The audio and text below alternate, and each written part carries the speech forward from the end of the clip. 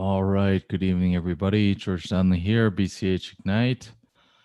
And we're talking about the November 15th Bitcoin Cash network upgrade, the risk of a network split that could happen. For background, you can see the previous episodes of this series at youtube.com/BCH Ignite. So anybody's welcome to join at any time. The link is in the YouTube description, or I'm also going to put it in the chat, so you can join with that Zoom link. And yeah, so let's just take a quick look around at some metrics just to see what's up with Bitcoin Cash. Let's see.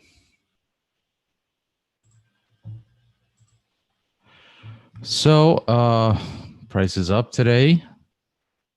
We're still below Chainlink, or I should say Chainlink passed us for the second time. Not really worried about that myself. If you are, why don't you come on and let me know. Cash.coin.dance / blocks. So now a slight majority of in terms of the last, so looking at the last 1,000 blocks, a slight majority, 50.70%, have signaled for BCHN. So you can see that, whereas, all other nodes, which is probably mostly ABC, probably all ABC. Well, okay, not all, but anyway, for the longest time, it was, this was all ABC. And now, so BCHN has crossed, so that's meaningful. No one can deny that, I mean, this is a big deal to go from, wherever it was down here, probably 3% of block signaling for BCHN to now 50%. And here's the thing: some of these, so I'm pretty sure all of Binance's blocks are signaling, but only some of Huobi's blocks, for example, are signaling. But it's probable that all of Huobi supports, or in this case, I should say, opposes an IFP. So really, the true number, the true percentage of hash that is really can be counted on to support the no IFP, the no 8% Coinbase rule thing, is probably around the 65% mark. And really, at this point, we just need to hear from Antpool, Jihan Bitmain. And, I already see that some miners are switching away from the VIA BTC pool, unfortunately, well, for better or for worse. VIA BTC has been one of the top Bitcoin Cash miners since forever, executive miners. So they mine really no matter what. They don't, I'm pretty sure that they maintain some hash rate at all times with BCH, even when it would be more profitable to mine BTC. So if we look over here, for example, here from Josh Green of Bitcoin Verde, he says he's finished moving his miners from VIA BTC to the Bitcoin.com pool. So that's kind of not great news for Hypo Yang, who I kind of like the guy. I don't like to see that I don't like to see him losing business. So that's where that is. And that brings us to this interesting article that Vitalik tweeted today. Credible neutrality as a guiding principle.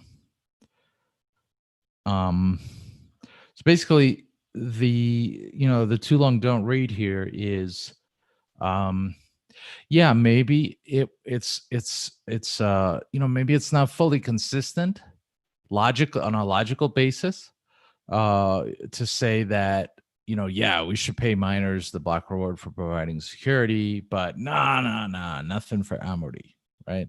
Nothing for the developers. Maybe that's not logically consistent. But there's a greater principle at work, which is credible neutrality. So people, that's maybe instinctually you could say, don't like to see rules that can be gamed. Like you don't want to see a complex rule, and then that people can game that rule. That doesn't make anybody feel good. Like, oh, like the tax system, the federal tax system in the United States, that is so gameable. It is so it indignifies. It's just makes people so indignant to see that, for example,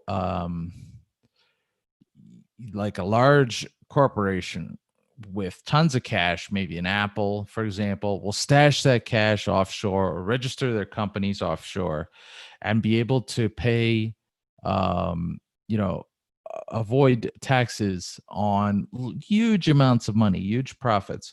When, Joe Blow over here just holding down a regular job might be, losing 35 to 40% of his paycheck, and there's really nothing that he can do, except, become an entrepreneur or an agorist, of course, and all that stuff. So credible neutrality is kind of like the idea of fairness or justice. Like, we're going to make this rule, and, it may not be 100% logically consistent, but everybody can accept it as fair. And so this is really a political. This is it's all political, right? So there are a few things that come up here. So he talks about mechanisms as algorithms plus incentives. So private property and trade. This works because everybody has their stuff, and they get to do what they want with their stuff. And if they screw up, then the marketplace will, may, punish them somehow through the loss of business or income. So it's the rules are fairly simple, and it may not always be logically consistent or sensible, the outcomes, but people can grasp the rules. Auctions, democracy. You get votes, and you put in votes, and you get out, who controls, whatever seat in the government. So it's credibly neutral, the process. And this paragraph I find so important to the debate. So anybody who's I'm just going to check to make sure I am actually online. Yeah. So my 3 current viewers, thanks guys. You're welcome to join through the Zoom link, or anybody else. So we are entering a hyper-networked, hyper-intermediated, and rapidly evolving information age in which centralized institutions are losing public trust and people are searching for alternatives, right? So this is our moment, really. This is like I've done some research into failed and failing states, and you see a lot of it throughout the developing world. Let's see.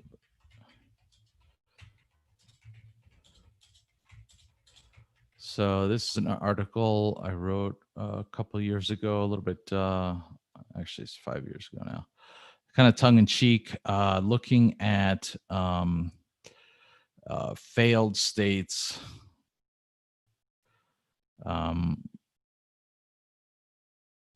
So Africa, a lot of failed and failing states. This graphic is interesting. Fragile states index. So throughout Africa, the Middle East, a little bit in Latin America, and then there's also the let's see, it's called the Edelson. I think it's Edelson or Edelman Trust Barometer, which does surveys in 28. Last I checked, major or top global nations in the world, and trust is declining.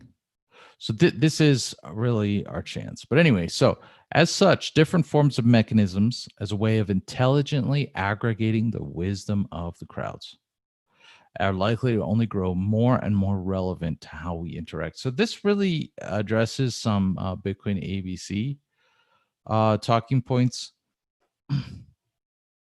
Because for Bitcoin ABC, only they are competent, or they, everybody else has whatever. I mean, everybody else is the subject of criticism, but you can always count on Bitcoin ABC.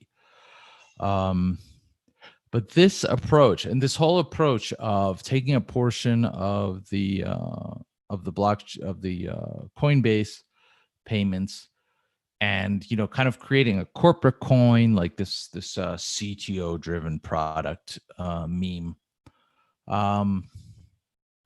All of this is very like corporate, like 20th century corporate thinking. This is like the firm, the rise of the firm, and you've got, hierarchy, and, the money comes in, and the wise leaders at the top decide what to do with it. This whole ABC approach is permeated with this paradigm. But the fact is, as Vitalik very nicely identifies here, if you look at Bitcoin, I mean, it harvests the wisdom of crowds. It harvests it to mine, to develop, to set the price, to even the market, because everything is emergent. And it's not the favorite word of many people, but it's decentralized. And so in the 21st century world that we're in, where like you see, like before, we had the Miss Universe, Miss America beauty contest, it was on TV, it was only accessible to an elite.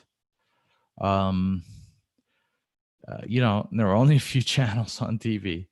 And today we have OnlyFans, which is like the democratization of like beauty pageants, and it's like real time too. And Bitcoin is the same thing with money, or similar. So like, no matter how smart one person is, that person is not going to have all of the wisdom of the crowd, which is also the whole market mechanism. Anyway, so what is credible neutrality? So a mechanism is credibly neutral if just by looking at the mechanism's design, it is easy to see that the mechanism does not discriminate for or against any specific people. So really, this just knocks Bitcoin ABC out right there. Just dead. I mean, it literally discriminates in favor of Bitcoin ABC and Amortisation.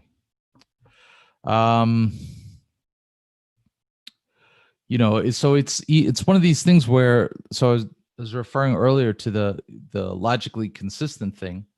So anyone who mines a block gets 2 ETH. That's credibly neutral because it's a simple rule and it's easy to judge, right? Because you produce the block, you get the 2 ETH. It's very predictable. Like people can turn off their brains and just watch and see that, it's enforced every time.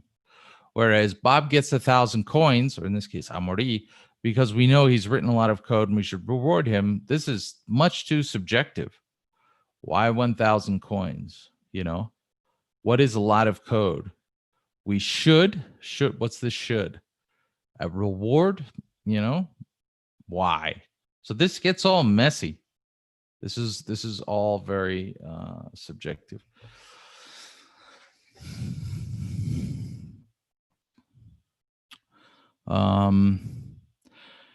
And also it's crucially important for a mechanism to be able to convince a large and diverse group of people that the mechanism at least makes the basic effort to be fair.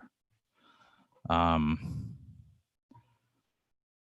we're not seeing that at all with the 8% Coinbase rule, because there's no effort. There's literally no effort to demonstrate to anyone that it's fair.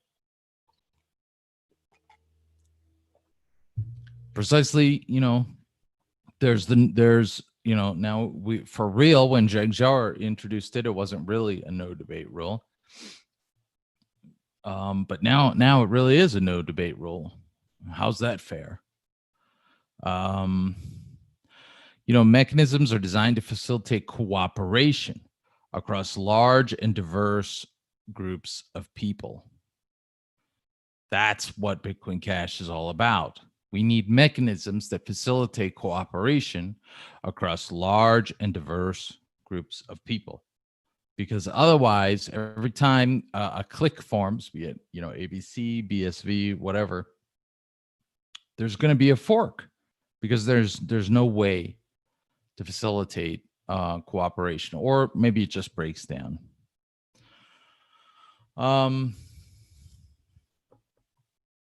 And this, everybody participating has to be able to see that the mechanism is fair, and they have to also be able to see that everyone else is able to see that the mechanism is fair, because everyone participating wants to be sure that everyone else will not abandon the mechanism the next day, which I'm not sure. I just don't see what level of thought went into this from the ABC side, because if we're already on if the community is already on edge, then how much worse is it going to be when everything is in the hands of one guy? When everybody, so a few people get into ABC, maybe they attract a few more people, and then everybody can see this is not really a fair mechanism, And then, so how does ABC expect to grow like that? They're always going to be hitting some kind of limit. And this gets to legitimacy, because Bitcoin ABC has provided lots of value, but is this the legitimate way to get paid, or is this legitimate way to develop the blockchain, the full node software going forward? It seems that most people don't think so. Certainly most miners over the last 1,000 blocks don't think so.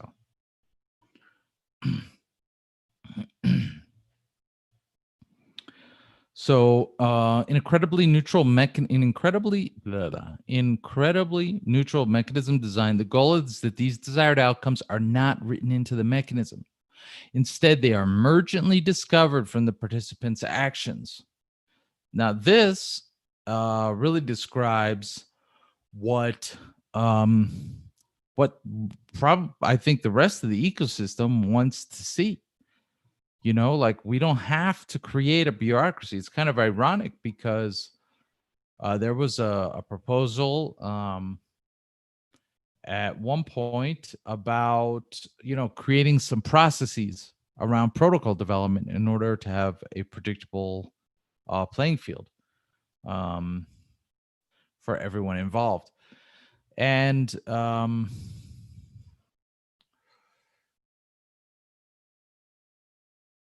ABC was not really into that, kind of ridiculing the idea of bureaucracy.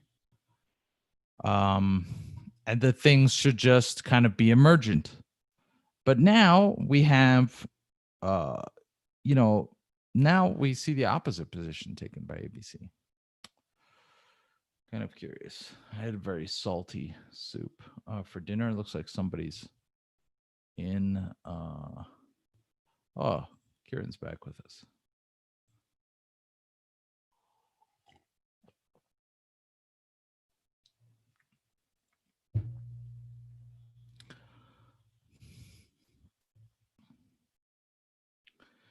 So,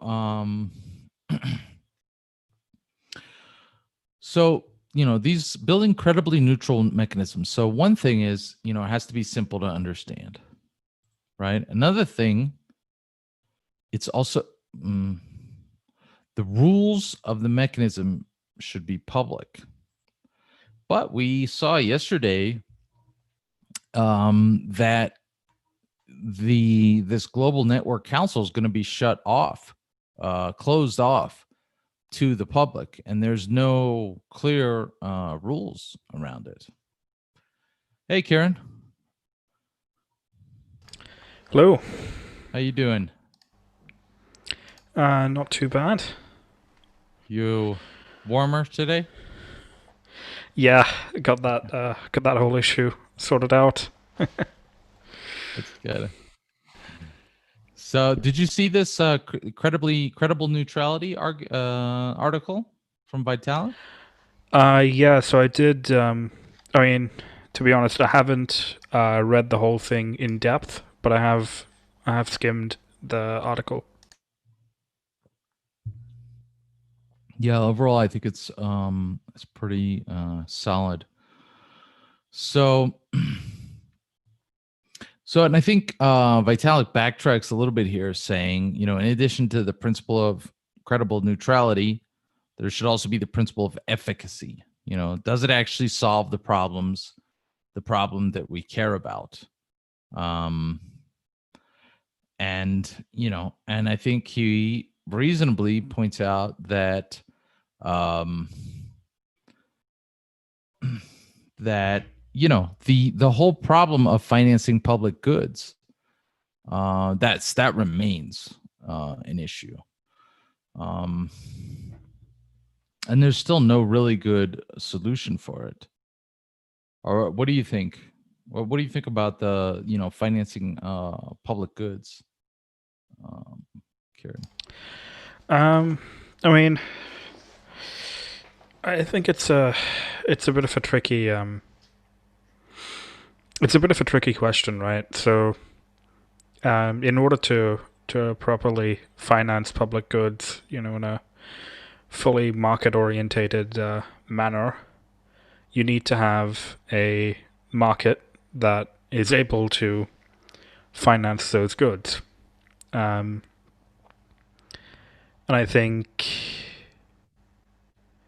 yeah, in order to actually get to that place, you need to have the financing to get to the place where you have a market which is large enough to finance this sort of goods. So it is a little bit of a catch-22, a bit of a tricky situation, but yeah, I don't know if there's a clear-cut answer to that. Yeah, me either. I mean, also we see, for example, a little bit of what somebody on Reddit today called flip starter fatigue for like member cash and Bitcoin BCH Hayden's thing. Neither of those were funded. And so, it's not just, I guess, a question of funding protocol development, but everything. And I think part of the problem at the moment is I feel like people are dreading what's to come. Like people don't want to know about this either. They don't want to know about this problem. um it's a bit of a head in the sand kind of situation. And it's kind of, yeah, go ahead. And I think there's also the possibility that people aren't willing to perhaps sink that much capital into flip starter campaigns or what have you at the moment, because there's a lot of uncertainty about the road going forward. Yeah, for example, in Hayden's case, I mean, I don't know what's going to happen, but I mean, I just feel it's too big of a risk that he could get funded, and then those funds could end up being used, on another chain, or in some manner that is, not really directly adding value to the chain that the donors want to be added on. Of course, that's their decision. If they donate, that's up to them. But I look at his second attempt, and I just keep thinking the same thing. Like, these funds are probably not going to remain on the BCH chain, or not going to be invested into it. I'm sure that, I don't mean to say anything against Hayden or anything, but yeah, it's just so much uncertainty, and it's so frustrating also, because here we have the co-founder and inventor of Ethereum, and all of which was financed essentially by a pre-mine, and Bitcoin Cash is over here trying to do everything right, and Ethereum is approaching $500, and here we are facing a fork, or a community split. It is discouraging. It is really discouraging, isn't it?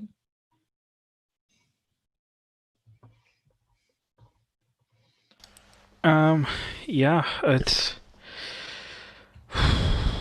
I mean, there's that, but then I guess you've also got, I guess on Ethereum, right? You've got tokens, the emoji tokens, right? The food emoji tokens, which are hitting, huge amounts of capital being put into it. And, just sitting here working on something like Bitcoin Cash, where you're like, okay, well, we are trying to do this the right way, and also looking at things like that, it is fairly discouraging. But I think, on the other hand, you can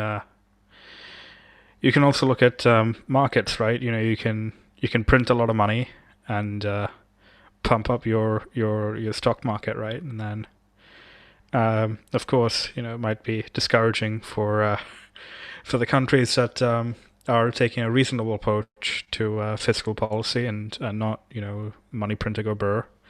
But eventually, you start to see the countries that end up being the most stable are the ones with that have taken the more or the countries that end up lasting longer are the ones that end up taking a more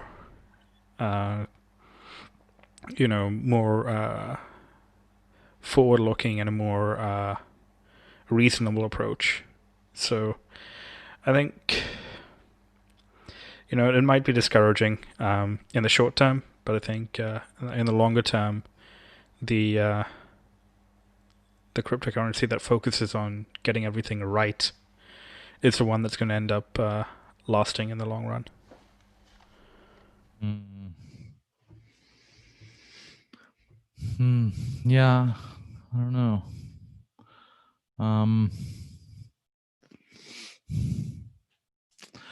I don't know, because sometimes things just have a shelf life too. And also you look at like coin market cap. It's sometimes you think like a coin do coins have a shelf life, or is there a limit to the patience of investors? Because like like you take a coin like a NEM, like this, it's rallying now, but I think it fell into the 40s recently. And sometimes these coins rally because their liquidity is very constrained, and so a small push can have there's a force multiplier on it because of the constrained liquidity. But you look at a coin like NEM, which is, I think, in a bit, it's been in a trouble for quite a while. And you just got to think like, how does it ever? I mean, how does it ever really come back? And you look further down the chart, like I think IOTA has really exhausted people. I know it's exhausted me with its the foolishness like going on over there, the fact that it's not decentralized, that's got a central server to validate. Don't get me started on Dash, Ethereum Classic, Zcash, Digibyte, Dogecoin. Like these guys had their chance, and I just I wonder if Chainlink, for example, is our wake up call to say like, you're not getting too many more chances. I don't know. Are those crazy thoughts, or what do you think?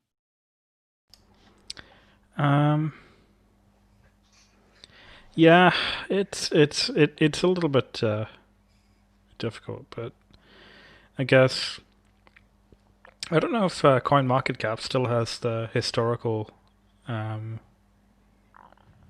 coins on there still. It used to. Or you could Like, take a look at historical snapshots.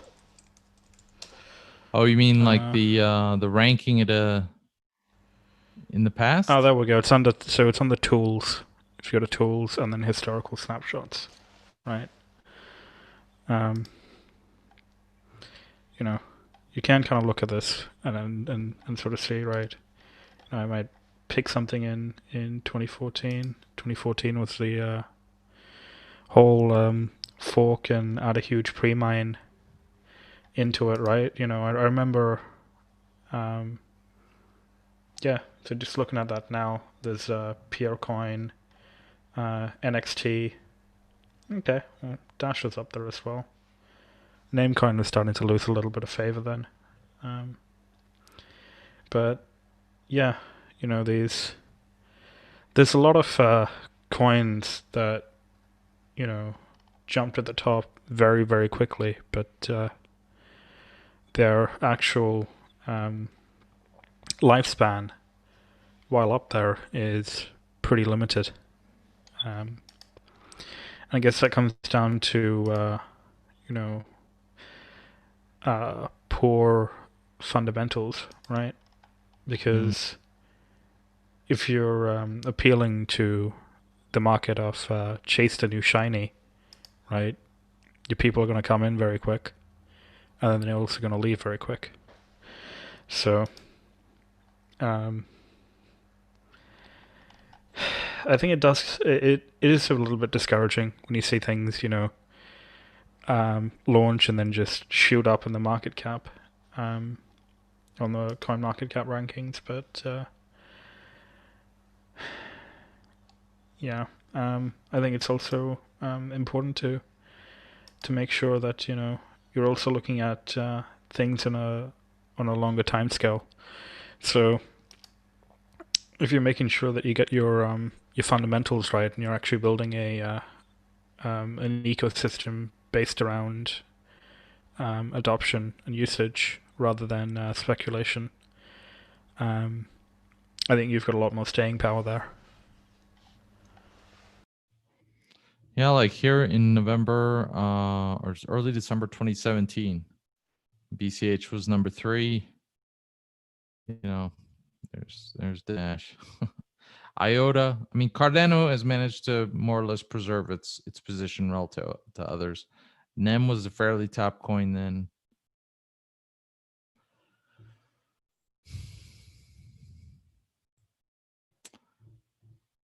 I don't know. RBTC has some interesting things going on.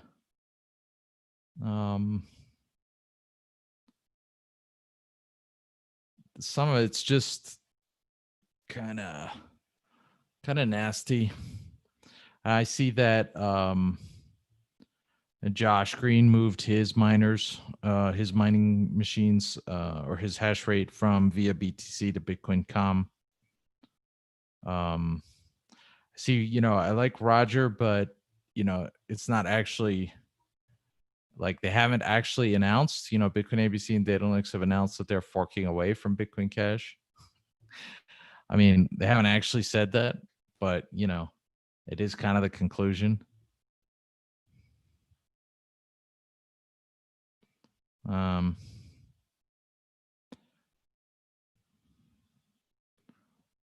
Yeah, I guess I'm not sure where we're going at this point.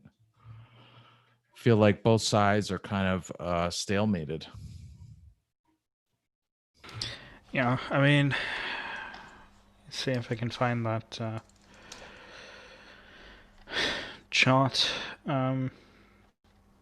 posted a while back.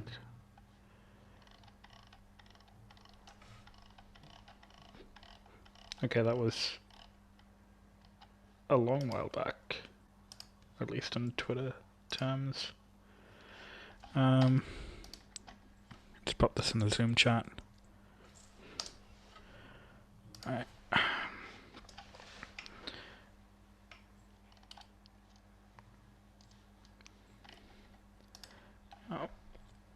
But from a purely technical perspective, just from looking at the code, it's a pretty good breakdown of the likely scenarios, and there, of course, just added in a quick. Yeah, I saw this. So option 1. So if, say, BCHN has a majority hash rate, as it's looking like it will now, so BCH, the green blocks, would fork into the NOAA IFP chain and the IFP chain, right? Or, Yep. So what's this or situation? So this is looking at it from a purely technical perspective. If you look at option 1 with BCHN having the majority hash rate, the BCHN nodes will accept blocks that are any block that fulfills current rules as far as the Coinbase goes, and ABC nodes will only accept blocks that fulfill the 8% Coinbase rule. So, I mean, is it still 8%? Yeah. Whatever percent. Mhm. Okay. I thought there was some talk about it being 5 something, but yeah. So whatever percent Coinbase rule.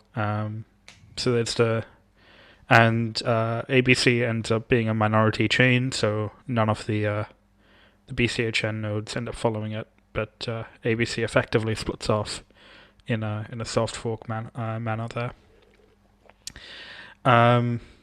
The or is because there is a chance that some of the early blocks, even if BCHN has the majority hash rate, because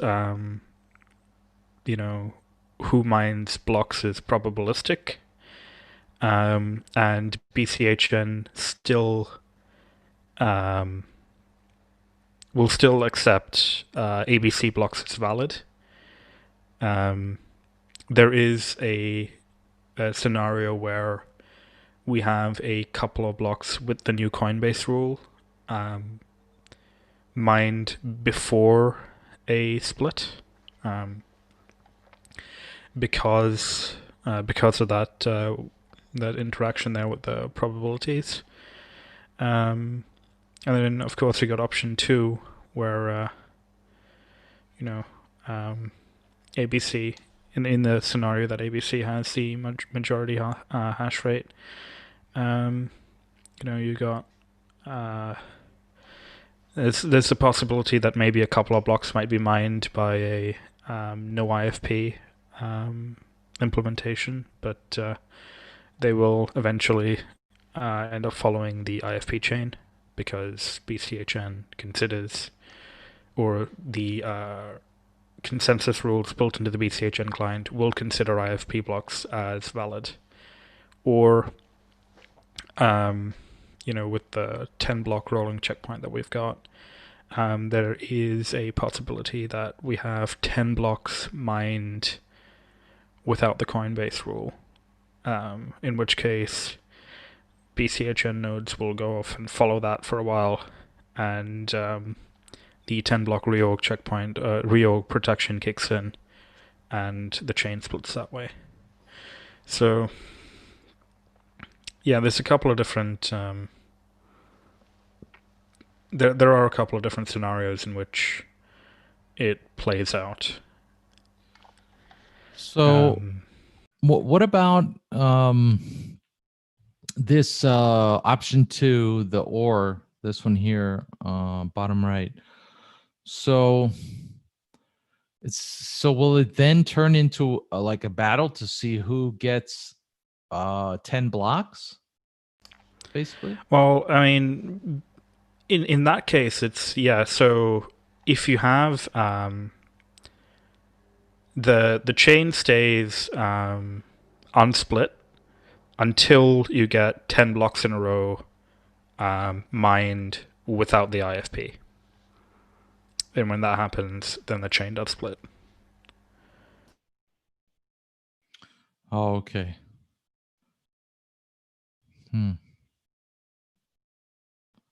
Seems like there's a lot of potential splits in this.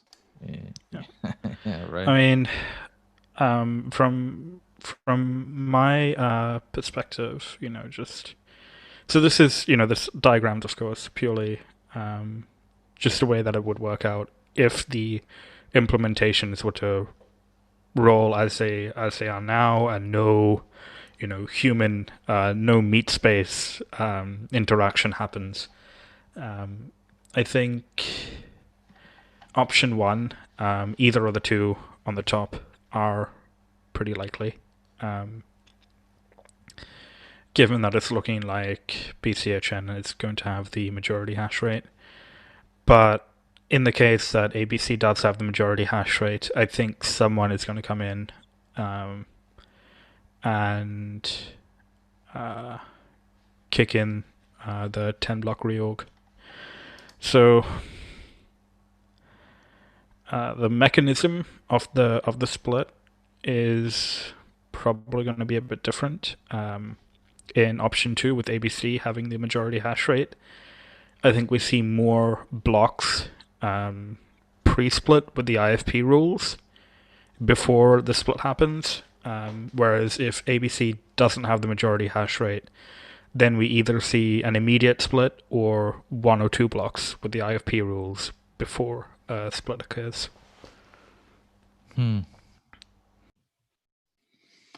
And yeah, I know that you mentioned meat space. Yeah, I've seen Roger post a couple times just asking Amorti to stop, but I don't think he's gonna stop.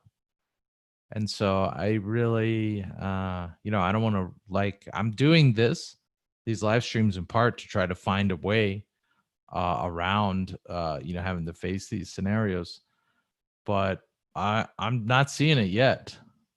Are you seeing any way around this impasse?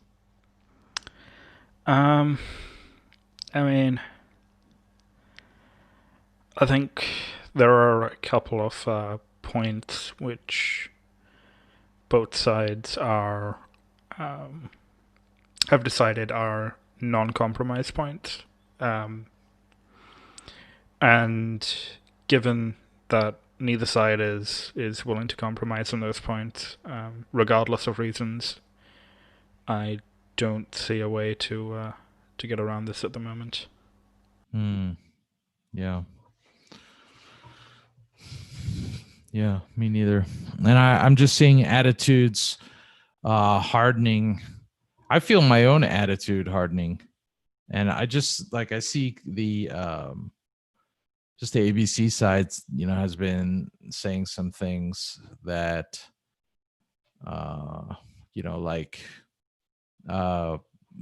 someone said today, Amaury is the most critically important person in Bitcoin Cash. I just don't know where people are going with that. We're building a system here. We're not trying to, we're not all trying to do what Amaury wants. We're trying to build a system that doesn't require middlemen, that doesn't depend on one person or another.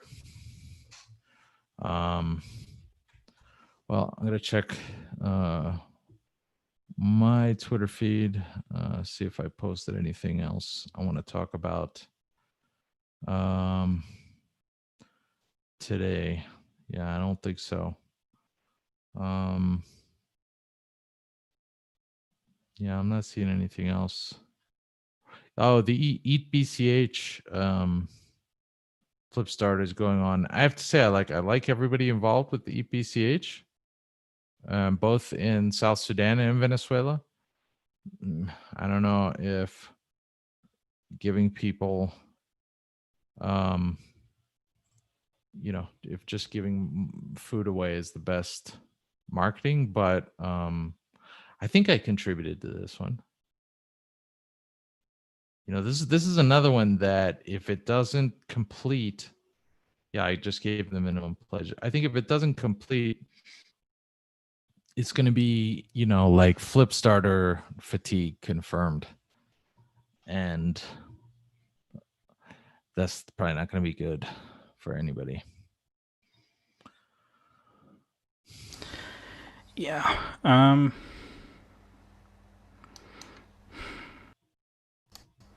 I've forgotten what I was going to say. Yeah. Although I have to say, I think flip starters, ultimately, I've been kind of skeptical at different points. I think overall they're pretty positive. Maybe the assurance contract aspect is more significant than it first seems. Just this idea if everybody puts their money in, it completes and it pays. It's a very simple idea, but maybe there's more value to it than I initially saw.